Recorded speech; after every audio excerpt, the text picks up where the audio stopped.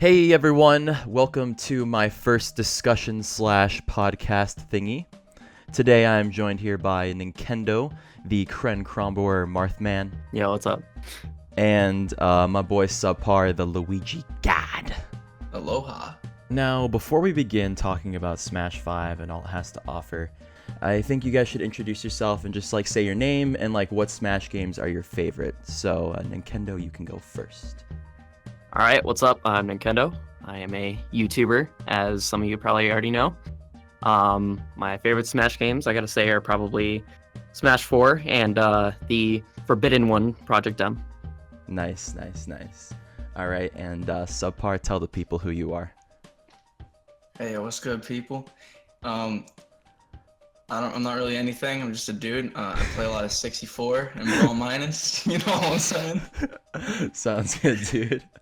So today we're gonna be talking about Smash 5, which was announced over a week ago now, which is pretty crazy. But today we're gonna be focusing on what kind of gameplay we think Smash 5 will have, and what we would want it to be like. A fantasy type of Smash 5, even if it's not realistic. And if we end up anywhere else, talking about Subspace or whatever, we'll just go with the flow. So, I guess I'll start off by saying that I can predict that Smash 5 is probably going to focus a lot more on speed this time around. I just feel like Sakurai is going to try to unite the Smash community with his new game. That honestly would make sense. Because I feel like now more than ever, I feel like he would do that, seeing how the competitive scene, it just keeps growing. There's pretty much no stopping it. With the new game, it's there's gonna be a competitive fan base around it.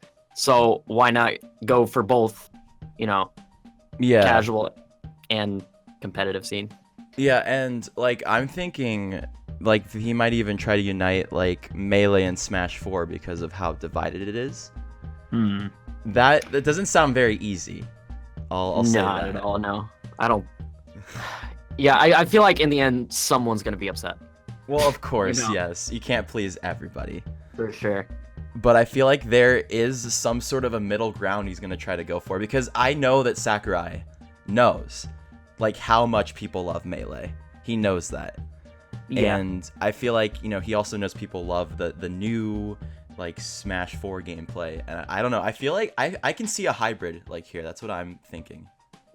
How in the world would you do that? Because I feel like the way Smash plays out is let's take, say, the ledge, for example. If the ledge has ledge trumping, Melee fans are gonna be upset. If the ledge has ledge hogging, then Smash 4 fans are probably gonna be upset. I kind of just feel like that's how that's gonna go. And also things like wave dashing, how it's not technically supposed to be in, I guess. It was just kind of an accident that just kind of happened. I don't know if he would purposely bring that back. Yeah, but I don't know. I don't know what's going on in his head. So, I feel like. Oh, sorry. Go ahead. Okay, so I was just gonna say I've talked about this with Subpar, and we were talking about how this is fantasy, but it'd be pretty crazy if Sakurai could figure out a way to implement the way Crusade does things, where you can change the type of air dodging that you have. Right.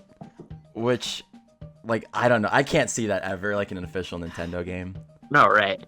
That just doesn't sound because if you think realistically, how would that play out for the people who do take it competitive? That means you basically have to learn two totally different types of you're basically learning Melee and then Smash 4.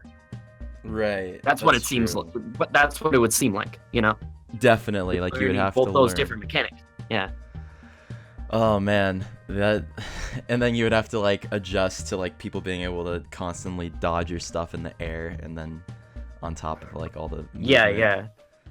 I don't know if you guys saw it, but Esam uploaded a video about what he wanted in Smash, and he brought up the topic on air dodging and stuff. And he brought up a good point with melee air dodging. You know, it's really difficult to like edge guard and stuff in melee if you're not like a top tier character, because if you just snap onto ledge, you can just snag it and then they're dead. Nothing you can do about it. Right. And then you can like wave land and all that crazy stuff. Mm-hmm. And like, but with a Smash 4, you have a lot more recovery option and a lot more like dodging and like tech stuff in like in the air. See, in melee, it's all about ground-based fighting and movement, but in Smash 4, it seems to be a lot more about like air. So there's a lot more stuff you can do because you're not just limited to one air dodge. You can just keep doing it. And no more like invincibility on ledge. You can't just keep regaining invincibility. So ledge game isn't just instant death. You know, it's a constant battle there. Yeah, personally, I like, you know, how they definitely fix the whole re-grabbing the ledge thing and how you can't just stay there. Yeah. I feel like that was a plus. I would agree with that. Like, even someone who like grew up on Melee and PM is my favorite Smash. Like, I personally don't like ledge hogging. I think it's kind of a disappointing way to take a stock. I feel like it's not as earned in that regard, and I know a lot of people will disagree with that. But I do feel like ledge trumping is a major improvement, and I would personally like to see it in Smash 5. I think it would be a plus. Oh yeah, I would like to see it back too. Now, I was thinking, like, when it comes to Smash 5 and like the various types of movement that it'll have, if you could pick one type, like out of all the Smash games, fan games, and mods that we currently have, like, what would you want it to feel the most similar to, if you could pick what Smash 5 would feel like? This is like fantasy, right? Yeah, more fantasy. I would say PM. Really? I feel like that it's just got a really good mix, but it does have properties from Brawl and Smash 4, which kind of, you know, shares a bit. Like, you can do like running reverse aerials, and you could like moonwalk and stuff, but I feel like it feels a lot, again, opinion, don't kill me. It feels a lot smoother than I don't know, certain stuff in Melee. Yeah. I would agree, yes. I feel like it's like just right. I don't really think that's an opinion. I think that's just a fact. PM is just a polished Melee. Careful. Oh, goodness. No, I don't care. It's just the truth. This video has been flagged by the Melee community. We're done. I'm on the other side of the spectrum for that debate, though. I think it sounds stupid, but the 64 fan in me says Brawl Minus has the best movement. I love hit stun so much. Yeah. Like, Brawl Minus is like fast, but not fast enough to where it's melee status. But it's also faster than Smash 4. Yeah. And yeah, it's kind of what I was, you know, thinking about PM. Yeah. In that sense. And I would agree. I do think that like higher hit stun is something that like really makes I guess a game more entertaining to watch, because it puts a higher emphasis on combos.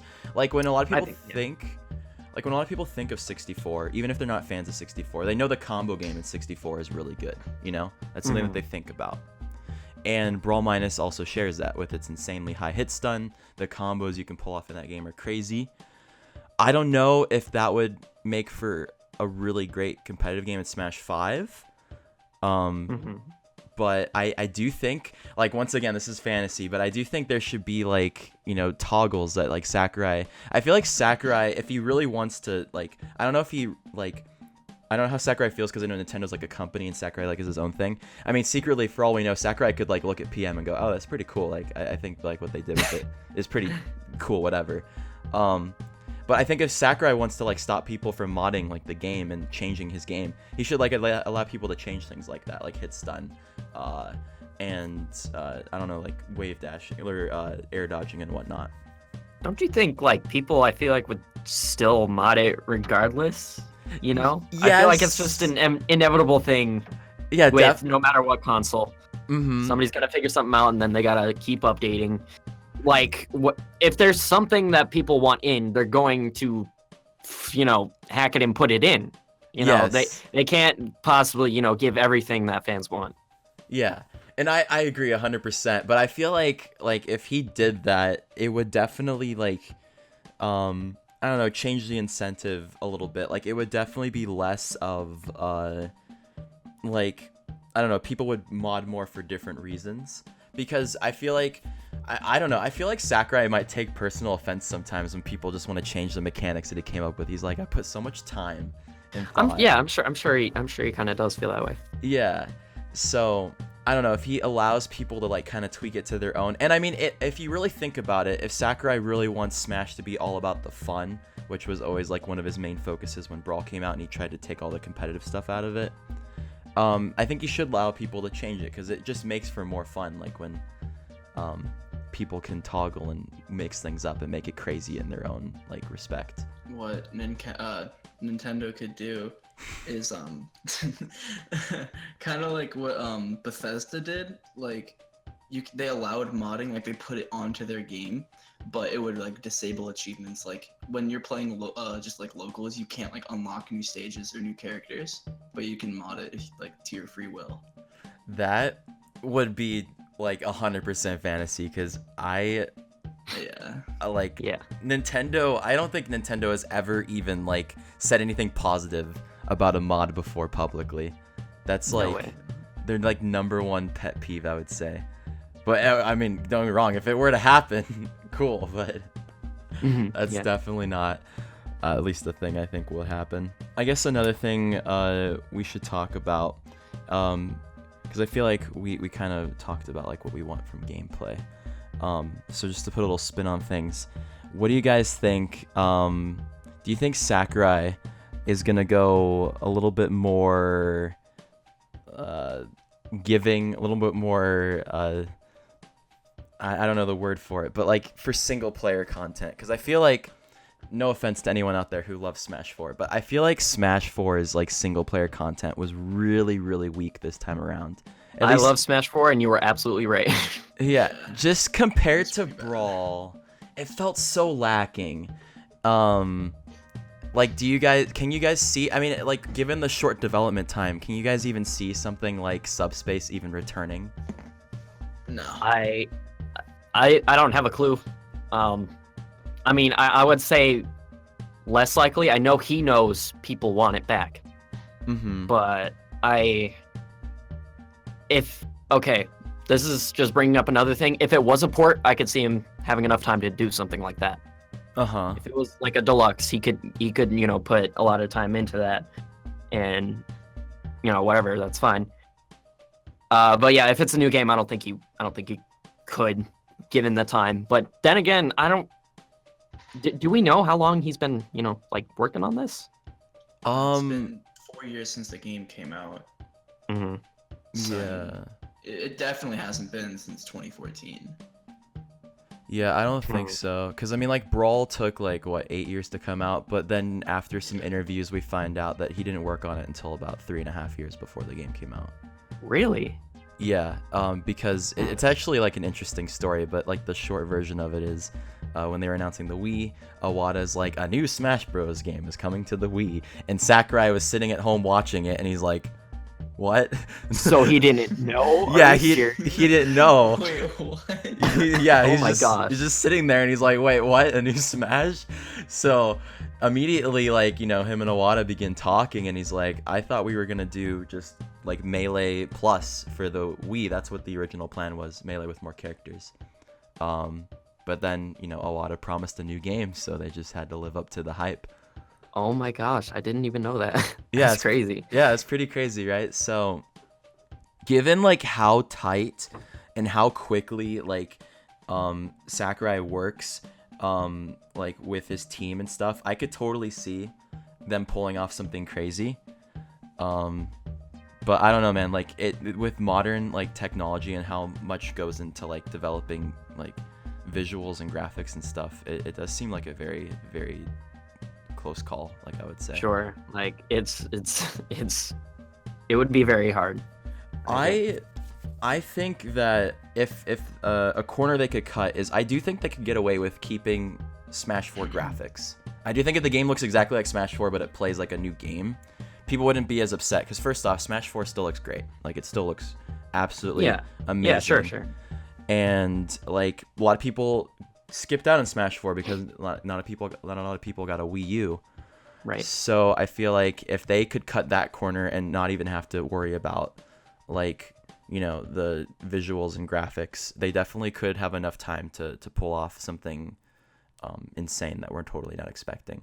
Especially since Smash is typically a fast-paced fighting game, graphics shouldn't really be a top priority because you're not really paying attention to how the game looks if you're paying attention to trying to win.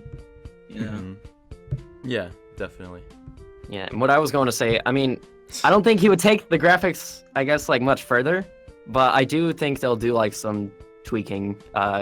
Yeah. Just because I feel like the Switch still takes a lot of pride in, you know, how things look on their games. 100%. And I mean, like, we've already seen just like they're definitely going to be switching up like some of the characters, like we've seen Breath of the Wild Link in the trailer. Mm-hmm. Yeah. Which, by the way, I just have to say it. I am so happy at the potential. I am so happy at the potential that they're gonna rework Link's moveset. I'm sure you guys are aware, but Link has sucked ever since 64. Like, he has never been a good character. Pretty much. Poor Link, man. So the potential of him getting a complete rework and potentially being a good character, that makes me like genuinely happy. Like, I think poor Link kind of deserves it. Here's the thing, like, okay, what's different about him in like Breath of the Wild, since, you know, that's what I'm assuming is going to be the source, or what would be probably the source of his moveset? The first thing that comes to my mind is that's right, you're right. Yeah. So no long range grab. Mm-hmm. But the first thing that comes to my mind is his recovery could totally be Rivali's Gale. Like, he just takes the wind and goes up with it, and that would just be, I mean, I don't know how he would angle it, but maybe like he gets a little bit of moment to, like, you know, change his angle or whatever, but that would be like a crazy good recovery option for him. Sure, yeah. And like, if you do it on the ground, maybe it pushes back enemies, like knockback or whatever. Not knockback, I don't know, like flood, like it pushes you back, but it's not like damage. So yeah, like that just right off the bat. And there's plenty of things like they could definitely implement all of the what are they called, the perks, Guardians. Yeah, the guardian perks, I think is what they're called. But they definitely could implement all those. Like, his shield could be like the Goron protection. I don't remember the names of all this stuff, so I'm apologizing to any hardcore Breath of the Wild fans watching this. But yeah, they could implement all of those for different ideas for moveset. But like anything that like totally tweaks, yeah, like maybe I'm just tossing out ideas now, but like maybe for like his bow and arrow, since you can freeze time in Breath of the Wild, what Link can do is he can like hold him, he could like fall in slow motion. Not which time. No, thank you. But he could definitely, like, if he's in the air with his bow and arrow, I feel like, you know, using Link's bow in the air is kind of hard to do in the Smash that we know today. But if he like could move in slow motion and kind of aim it, kind of like how Pit has more control over his arrows, that could definitely be a huge buff for Link, just like things like that. Mm-hmm. Okay, my thing is though, like, if they've done like the same thing with Link, it seems like, for 4 games in a row. You can say the same with, you know, the other characters, Marth, Falcon, Ganon. Let's see, who else hasn't really been changed? Luigi. Oh yeah, you're right. Yeah, like, what's to say they'd change anything about Link? I mean, I know we can already see from the trailer that, you know, it is Breath of the Wild Link, but the only thing I could see him like not having is a hook shot. Everything else, you know, he's got the sword, the shield, whatever. I just feel like everything could be the same, but I don't know. It could go either way, I feel. Yeah, definitely. Sorry. If this is just a random fantasy idea, but I feel like they could do something kind of like with Robin, where if you use the weapon too much, it'll just break. Kind of like how in Breath of the Wild, where if you use it too much, it just breaks. That's right. Yeah. Cycle through weapons. You know, he could have a one-handed sword and a shield, or a two-handed, or like a boomerang or something. I don't know. That would be really cool, but it's definitely not gonna happen. I mean, I honestly wouldn't throw that out. I mean, like, Smash 4, I feel like where Sakurai said, you know what, let's just try some crazy stuff. And we saw that with, like, the Monado arts for Shulk. That was really weird. Like, I did not expect... That sounds like something from a fan game. Like, the Monado arts. If I told you about Monado arts when Brawl was, like, a new game, people would probably be like, no, that's crazy. Like, Sakurai, that doesn't sound like Smash at all. And I feel like Sakurai is more willing to experiment this time around. And I especially think, like, Breath of the Wild was supposed to be, like, this unconventional Zelda game. Like, it was supposed to be super different. It's supposed to be, like, something that went back to his roots. It was just supposed to be kind of like a hey, like, we're not afraid to try something completely crazy and different. And I feel like that philosophy could carry over to Link. I feel like Sakurai really likes to keep what the character is all about. And if we are going to see Breath of the Wild Link, and we don't even know if this would replace Link, like, it could be an alt. You know, it could be like Toon Link or something. But I do feel like Sakurai could carry that same idea where it's just a completely reinvented, redesigned Link to keep with the Breath of the Wild theme, you know? I feel like that makes sense, yeah. Yeah. Turns out it's just a skin for Link. Has nothing to do with anything. I wouldn't rule that out. I mean, it's totally possible. Yeah. Okay, so one last thing I really wanted to touch on, and I was talking about this with my friend Kevin, and I want to know what you guys' opinions are on this. But I think that in order to keep the longevity of Smash, because I feel like the Switch is going to be around for quite some time, and if there's only one Smash game per console, Smash 5 is going to be with us for quite some time. So I was thinking, what if Nintendo kept funding... if they took a new business model with Smash. So we've seen in Smash 4, this is the first time we got Smash DLC, where they sold characters and stages to us. What if they made all the characters free so that everyone can stay up to date with the current competitive scene, but the trade-off would be that they sell alternate costumes for the characters. That would be the new form of DLC, or they could even... you know, people are going to hate me for saying this, but I would totally be for it if they added some sort of loot box randomized microtransaction, but it's only for skins, adds nothing to the game competitively or mechanics. It would just be alternate costumes. Oh my god. Okay, here's the thing. Let me just say this. If they did add that, I'd be broke. Because, gosh, I love Smash too much, and I'd probably get too crazy with it just because I want a certain Marth skin that looks beautiful. Right. Or something. So I know definitely Nintendo's all about making some extra money too. So I could see that being a thing, and I don't see that, you know, taking a lot of work. It's just, you know, just skin someone different. Yeah, exactly. Or something like that. With the whole DLC thing. The DLC thing though with the characters. Actually, before I get into that, okay, so let's take another game, like, say Street Fighter 5. Okay. Do you have to pay for the characters, like the DLC characters? I'm pretty sure you do, right? So. You don't? No, I don't think so. And if you do, I think they're only like $2. Okay, well, so still paying. Never mind. Throw my thing up. Throw my point out the window. Okay. Really? Yeah. Okay. I think ARMS characters are free. If that's what you're trying to go for, free characters. Well, yeah. Yeah. My previous example was how GTA Online was going to work. It was supposed to be like you could pay for like the new mini games and the new stuff that was coming out.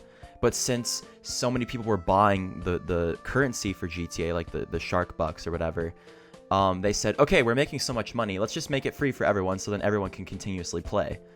So I feel like it's a business model that works if enough people are behind it. And knowing how, like, Nintendo's been getting in the mobile market and, like, people are spending tons on orbs for Fire Emblem, I feel like, people would totally be down to just get tons of cool looking skins for their characters, Yeah, I could definitely see that. I could also see them doing both, where you got to pay for the characters and also the skins if they, But yeah, that is definitely a one of mine. It would be skins and stuff like that. Yeah, and it could be like crazy cool stuff. I mean, like I'm sure we already know, but like like they could have Delfino Mario, or like who's that, Mr. L for Luigi. Just like weird stuff like that. Because like we see so many mods do it, like Brawl Minus and Project M do it and whatnot. It's like how come Nintendo hasn't tapped into this yet? Like where are they? Like why are they sleeping on this? Yeah, that's what I've been thinking for a long time. That might actually be a really high possibility, considering all the Mario costumes for Mario. Yeah, right. Yeah. No, they definitely are putting more of an emphasis on DLC. Yeah. And customization in general. I mean, like we've seen like now with Breath of the Wild, you can dress up Link however you want. Yeah. And that was a first for that. And I don't know if I'm wrong on this, but I feel like Mario Odyssey was also kind of the first time you could really go like crazy with the customization for Mario's outfit. Definitely, yeah. Yeah, so Nintendo's definitely more towards fan service these days, I feel like, and that's definitely something I would like to see transferred into Smash 5. Yeah. All right. I feel like we covered a lot of really cool topics. A lot was said. So I just want to thank you guys for joining me on this discussion/podcast thing. No problem, dude. So that's going to be it. Thank you so much for watching. And if you guys like more stuff like this, maybe leave it in the comments. Let me know how you feel. And maybe we can try it again. I'll see you guys later. Bye-bye. Peace. Adios.